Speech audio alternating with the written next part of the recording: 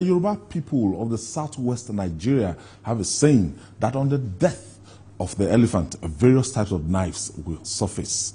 We have such a situation on our hands as various suggestions fly around over how to handle the looming protests. On its part, a support group for the presidential ambition of former Vice President Atiku, the Nigerian Youths for Atiku, told President Bola Tinubu to address the nation and reverse some policies to ease tension about the planned protests. The group insists that it is the right thing to do in the face of the current hardship in the country.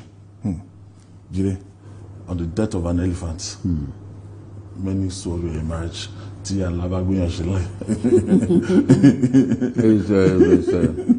know, I really think the president should address the nation, and I'm confident that he will address the nation. I'm very confident that he will do that, so that people don't want to be assured, want to get assured. Yeah, so that people don't say, "Oh, he's not concerned. He's aloof."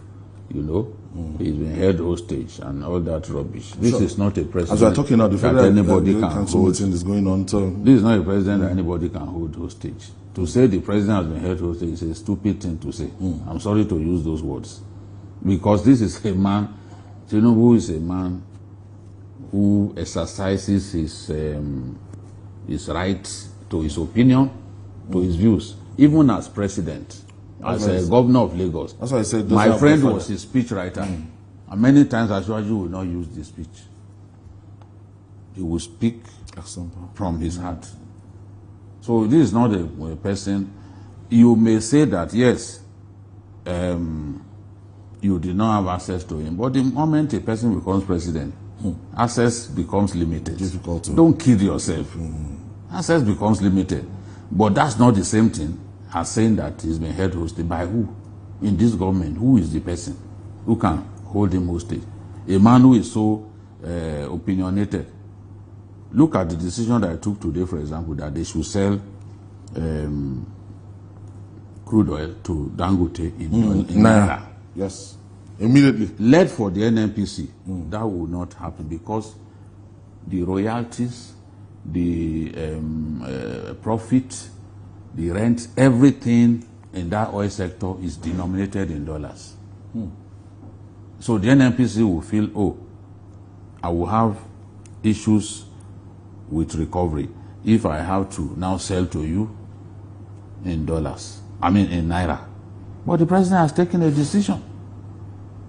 He has taken a decision. So at the end of the day, it's like a marching order. Yes, he said, go and do it. That's why the president is in position to take such decisions. As the Minister of Petroleum. It will certainly hurt the NNPC, but the decision has been taken. So now I believe that the president can look at some of his policies, because as I've said before, if a policy is not working, you have to tweak it. You have to take a second look at it. We are not going to be slaves. Like, are you talking about the removal of subsidy? No. Going back to that regime? You know, what I felt we could have done was a phased flotation of our currency. Okay, that other component. Phased flotation. Not to do the flotation at once. That is what put us in the situation I found. I said, you should have done it in a phased manner, and then ultimately, and to put the two of them together immediately. At the same time, you remove the sub, because there was certainly forex subsidy. You took it away in one fell swoop, and then you floated the currency, and then decided to go and match up with the black market rate, because you wanted to put an end to arbitrage. You said, let us go and meet them where they are.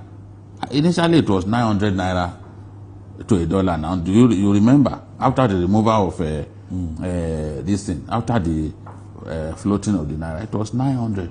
But we then decided, okay, let's go and meet them to discourage the black markets. Yes.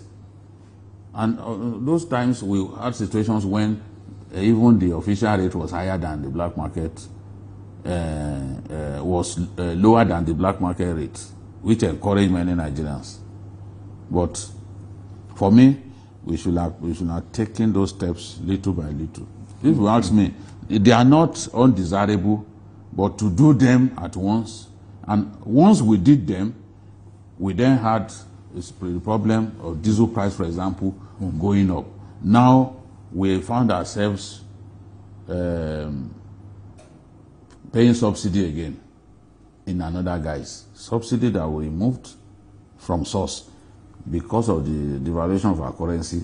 The landing cost is almost 1,300. I can't afford to sell it. You Anything be in that range. Nigeria, we do not even take tax from PMS. Many countries of the world take as much as 63% tax on PMS. We cannot afford it. But do you agree that this move that you said ought to have been done in phases is what the ripple effect is what we are experiencing now in terms of food price hike? Yes. Honestly. Because we are not a producing nation per se, we are a consumer nation. So now how do we go back to buying yam for the normal 2,000 naira as against the 9,000 and the 10,000 naira? The cost of diesel is a big factor in the food inflation that we are facing, because the cost of transportation is high.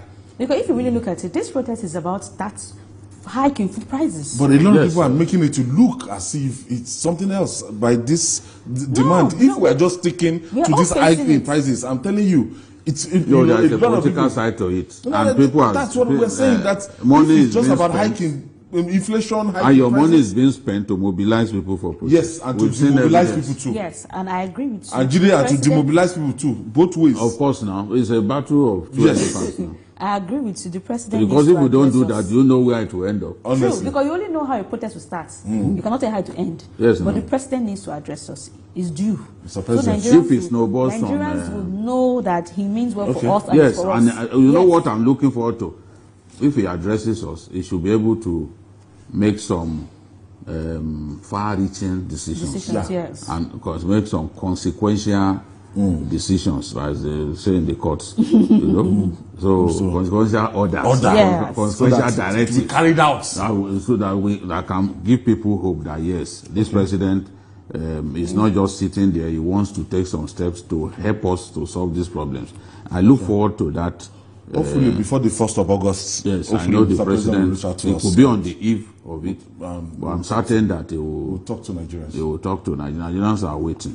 Okay, the metro. And I'm happy that the NCC gave an order to the MTN. For that SIM. Because that thing was just an embarrassment. I'm telling you. You know, it makes many people to be angry. Just to it will have worsened the protest. No, it's something that happened at the wrong time. Yes. But notice had been sent out to subscribers for them to link their SIM. But the tension that it generated was what made them stop people queuing all over the place. Yes. I want to thank you, Babajide Kolade Otitoju.